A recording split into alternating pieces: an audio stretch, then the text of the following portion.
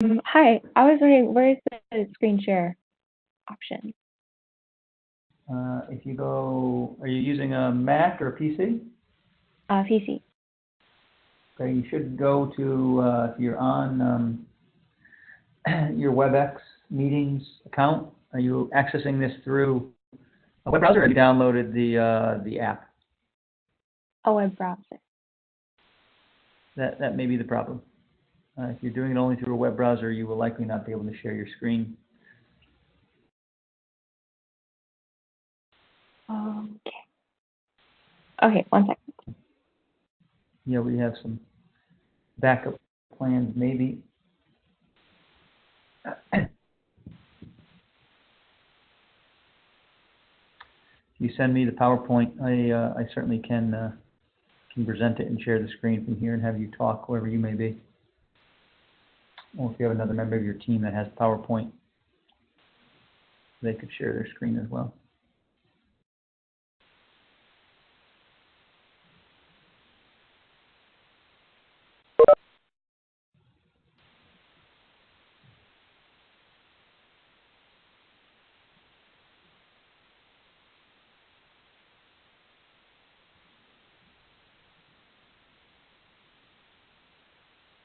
All right, can you see my screen?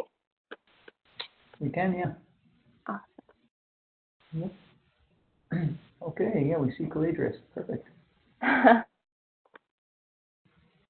Excellent. Well, the floor is yours. All right, thank you very much.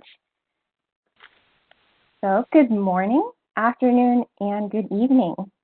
Thank you for participating in our presentation from Team Calidris, or also known as Team 5, in our preliminary design review. My name is Marilyn Jasmer, and I wish you a good morning from the Pacific Northwest. A good afternoon from my teammate Yunming Zhang, who is he will be presenting from Georgia Tech, and a good evening from my fellow University of Washington classmate Carter Kraus, who is currently going to be presenting from Oslo, Norway. A brief overview of what we'll be going over today. We'd like to refresh on our mission, go over some requirements, as well as diving into our conceptual and subsystem designs. Then we'll wrap it up and open it up for questions. So here is a brief overview of what the mission is going to look like for the Calidris UAV. It is purposed to be a search and rescue aid for missing hikers. And we're going to use an RF sniffer to locate cell phone signals within the 100-mile wilderness portion of the Appalachian Trail. As feedback from our NCR presentation, we decided to hone in on a certain part of the trail because the Appalachian Trail is over 2,000 miles long. So we decided to go with this 100-mile portion because it is rather remote. The cell signal in general is quite poor, and it is generally an easier part of the trail. So possibly less experienced hikers might be there. And so our stakeholders, we were looking at the local authority in the area that might be looking for missing persons. We also defined a search duration of about 90 minutes, which would cover 60 kilometers, which overall would be about 14 square kilometers. And like I said, we'll be using an RF sniffer as our main technology for location.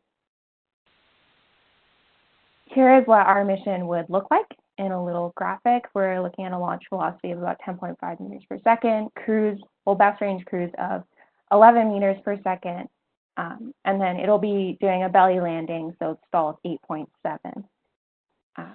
With all of these parameters, we decided with an aspect ratio of about 5.5, total mass of about 6.5 kilograms, and battery mass of 0.7. Like I said, our best range that we're looking at right now is 60 kilometers because we would like to cover probably about a third of the 100-mile wilderness in each portion of a search so that it can be as efficient as possible to locate a missing hiker. So according to our mission and the requirements set forth by the Aerospace program. Here are a few of our high-level requirements that we're looking at. So first of all, it will be hand-launched and it will have a fixed wing. We would like it to be able to communicate continually with the ground station, and we are going to make it as autonomous as possible. Like I said, we will be in the air for at least 1.5 hours, 60 kilometers distance, and we're going to have it be able to land within a certain amount of time of giving it a signal for safety reasons. Here is our VNB matrix in which we are, we are organizing our requirements. So it's just a snapshot of our bigger picture. These are all of the high-level requirements for the subsystem. And so we're just organizing in this way so that we can make sure that in the end, all of our requirements are fulfilled and the mission will be successful and the UAV will be complete. So these are, like I said, high-level requirements which trickle down from the main high-level requirements. And then each subsystem also has its own page of sub-requirements in order to fulfill these. Looking a little bit at our preliminary concepts, here are a few of our open ESP models. To start out this journey, we were looking at different types of UAVs that are already out there, so mostly high endurance sort of surveillance drones. And what we were finding is that generally they had a pretty high aspect ratio, and they usually had a slender, long body. And then we were doing more research and we came across this company called Zipline, who delivers medical supplies in Africa. And they had this square-ish fuselage with a boom going out to a V-tail. And they would fly far distances, carry a payload similar to ours. And so we decided to chew on that idea a little bit more. And then we started playing with this square-ish fuselage and then a boom. And then, well, we were asking where should we put our motor and what type of tail configuration should we have. So then that led us down to honing in on what we would like, or what this UAV will look like. And here are a few samples of our trade studies that happened in this process. And these are both weighted decision matrices to help us really put the importance on which characteristics we value the most. So on the top, you can see the conventional tail won out just slightly over the V tail, and the tractor motor location was slightly higher than the pusher. Yet we are doing a belly landing, and so we are considering a folding prop to make sure that the propeller doesn't break off when we are landing. With that, we come to our aircraft sizing and constraint analysis. On the right half of the screen, you can see this is our preliminary weight breakdown. Right now, it is weighing in about 6.56 kilograms. Most of that is the structure because it will be a decently heavy aircraft, and we would like to make sure that it does not break. And then our battery weight can be seen in the payload section, and it's about 35% of the total weight. On the right half of the screen, this is our constraint analysis diagram coming from the provided source. And the little airplane is where you can see we are right now. However, we would like to lower our launch velocity so that this UAV is more accessible to the general person and you don't have to be a weightlifter to hand launch. So we're considering raising our power loading, but probably maintaining the wing loading to really make this possible. And with that, I hand it off to Carter to discuss our payload. Hi everyone, my name is Carter Krause, and I'm a student at the University of Washington.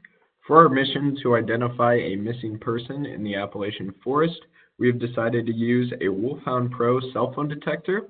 We chose this model solely because it provided us with the largest detection radius out of the available options. To process the data from this RF detector, we have chosen a Raspberry Pi for an onboard computer. This onboard computer will also interface with a GPS sensor and a satellite communicator, which will be used to identify the GPS coordinates of this cell phone signal and transmit those back to the ground control station.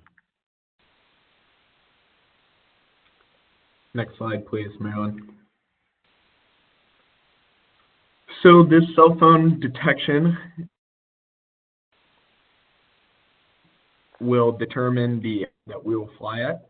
So we use the free range path of the RF detector, which was provided by the manufacturer. We took that signal strength and then subtracted the losses that we would get from vegetation. And that remaining signal strength was used to calculate the actual range of the RF detector itself. As you can see in the plot at the right, the optimal altitude was about 120 meters, and this was good because it provided sufficient tree clearance for our UAV in the Appalachian wilderness, and as an added bonus, required no special FAA permission.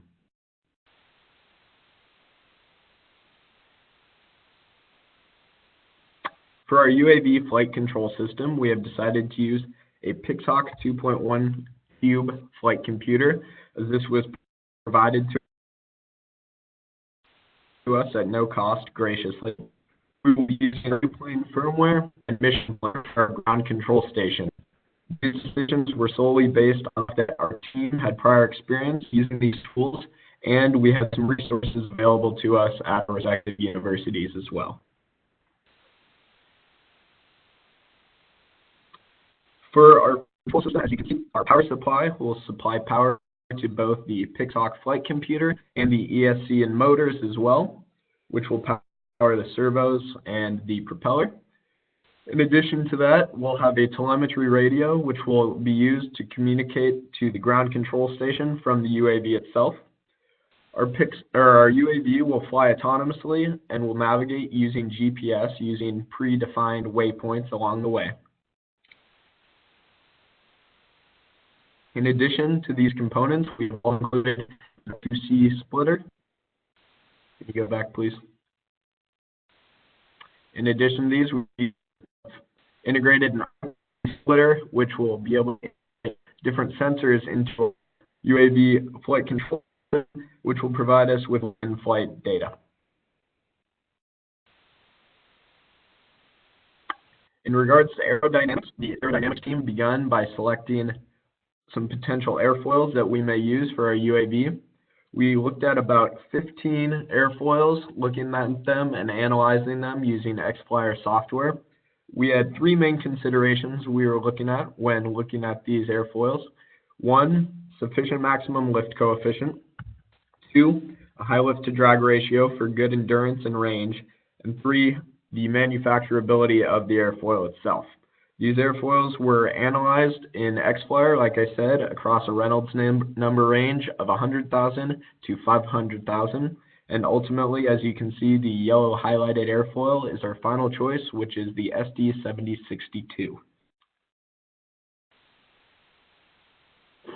Here's some plots of our final three airfoils that were shown on the previous slide. If you want to turn your attention to the leftmost plot, this is our lift coefficient versus angle of attack. The SD7062 airfoil provided us with the highest max lift coefficient and the highest stall angle of attack, which we thought was highly desirable because of the heavy UAV that we have designed, and we wanted it to be able to take off at just be able to take off, essentially.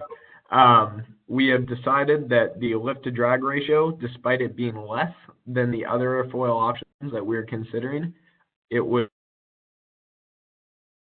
sufficient enough for the range and that we needed, so we decided to select airfoil. As a bonus, the manufacturing team felt that airfoil was also the easiest for them to manufacture. Once we decided on our airfoil, we moved into deciding what the plan form of the wing would look like.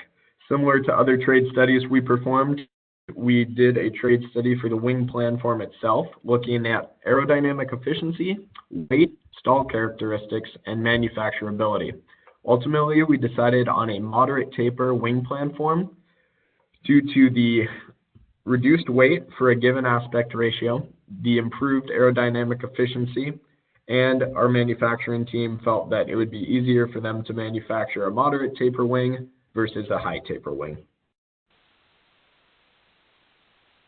Here's our current wing design. We have a wingspan of 2.5 meters with a taper ratio of 0.8. Our plots on the right here show max lift coefficient and drag coefficient versus single back. We have found that we have set up a 15% reduction in our lift coefficient, which is about what we baselined for our design. So we are confident that our airplane will fly.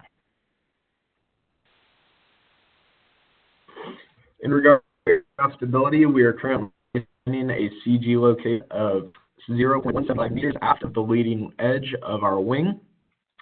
Using the volume coefficient equations on the right side of the slide, we appropriately sized the vertical and horizontal stabilizers such that we have now achieved a static margin of 11.3% for this aircraft, although we are working to get that down to about 10%.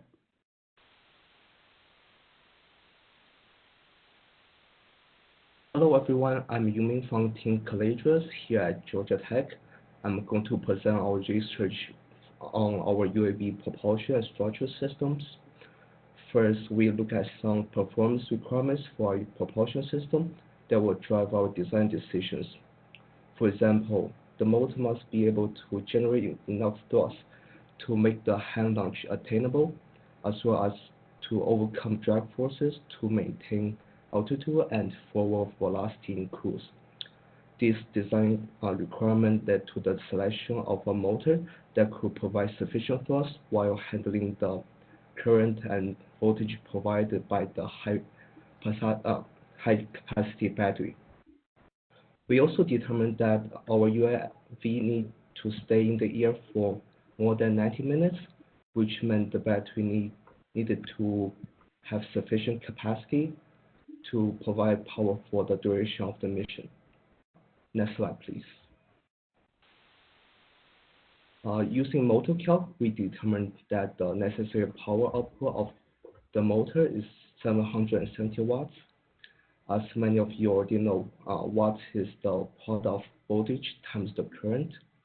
So we opt for high voltage and low current setup with multiple battery cells in parallel to support the amperage needed, while achieving the necessary capacity for endurance. Next slide. With the calculated propulsion requirements in mind, we selected the Cobra 4130 motor that is capable of producing 1100 watts of power, and Thunder Power TP5000 battery that can last up to 100 minutes of flying. Although 1100 watts of Marilyn, go back please. Although the 1100 watts of power is more than sufficient, we in part chose a slightly larger engine for its ability to shift the CG forward and balance the tail and the boom. You can go to the next one. We also chose a Cobra 60A speed controller as it handles the maximum current flow of our motor, and it is also very light. We are using a 17/8 propeller for our motor to achieve maximum cruise efficiency. Next, please.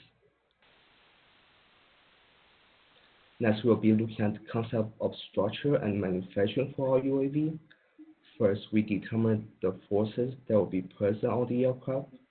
From the figure to the right, you can see the major forces are the lift forces on the wing and the forces acting on the control surfaces.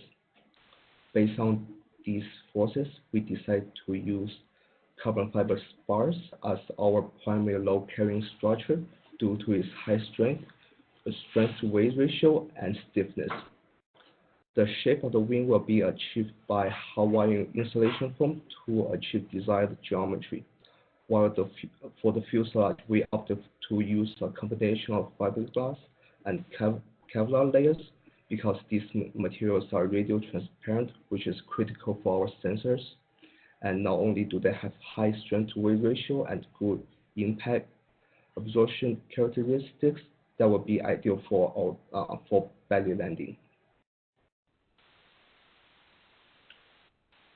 We actually did more research on the analysis of our carbon fiber spars, since they will be our primary structure that carry all the flight loads and onboard hardware. The strength of the carbon fiber spars is analyzed using Euler Bernoulli beam while treating the spars as a cantilever beam. With the help of a VN diagram, we are able to determine the strength required for the spars to satisfy our flight conditions. Our initial analysis showed that a roll-up carbon fiber spars with outer thickness of 3/4 of an inch should be able to satisfy structural requirements for the wing.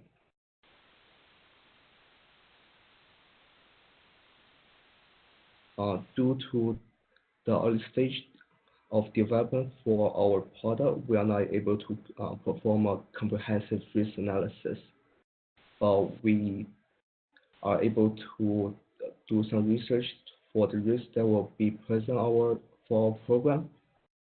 For example, the weight and CG locations are considered as a high risk, since it's hard to predict the exact location of it until the final product has been made.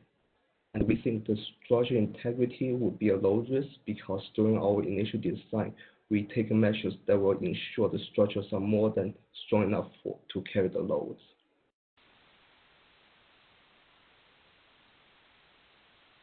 Schedule-wise, we have been making good progress. The next step for the team is to work on critical design review and eventually prepare for the end of semester report, and also communicating with everyone in preparation of the building phase and starting with the glider manufacturing.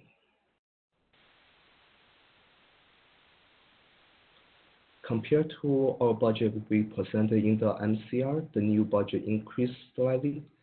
Since then, we have done more detailed research on the prices of our sensors and material to be used to build the UAV. It turns out that the prices are slightly higher than we originally anticipated, but as you can see, we are still sufficiently below the $6,000 budget, while still maintaining a pretty high quality product.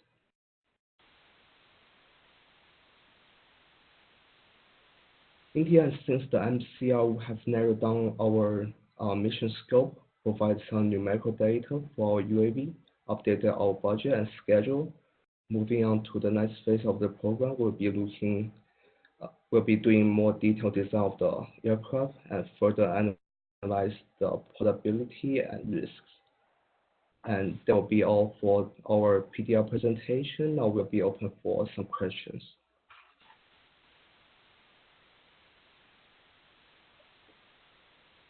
For team number 5.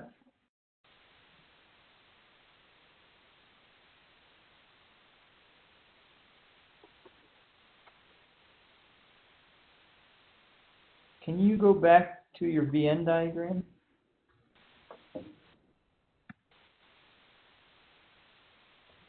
So, and maybe this is just me implying something I heard. What's the size of the spars that you're recommending? 3/4 of an inch, like for the outer thickness. Okay. Okay. And are you proposing the use of a square spar like this, or for your spars or for your boom? What's the reason to use a square spar? Is that what you're asking? Yeah, are you proposing the use of square spars? Yeah, because we are thinking about using a square spar because they are pretty good at handling bending loads. Okay. And this is it. Okay. The other thing, and I don't. Your gusts have no impact on your loads. Did I read this correct? The gusts have not been incorporated into the final envelope at this point. Okay. Okay. I would think about square spars, depending on the overarching structure in terms of alignment, how those spars are affixed within your wings and in your tail. Just getting them to align maybe with your mating brackets or something like that. So it's just something to think about. Yes, thank you. We will take that into consideration. Okay, questions for Team 5?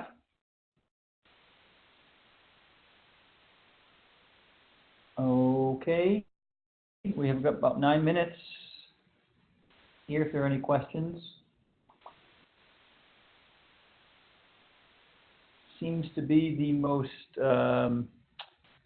distance between members of the group at this point, so that's a big challenge. Thanks for staying up at night in Norway. I don't know what else you'd be doing on Friday night in Oslo, but probably there's not many other people in Oslo presenting to folks back home at this point. More questions for Team 5?